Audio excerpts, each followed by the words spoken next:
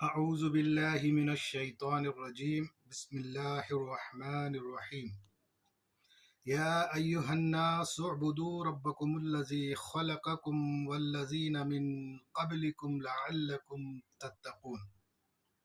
ఓ మానవులారా, మీ ప్రభువు అయినటువంటి అల్లాహ్ను మాత్రమే ఆరాధించండి. ఆయనే మిమ్మల్ని మీకు పూర్వం వారిని సృష్టించాడు. తద్వారా మీరు నరకం నుంచి విముక్తి పొందే అవకాశం ఉంది.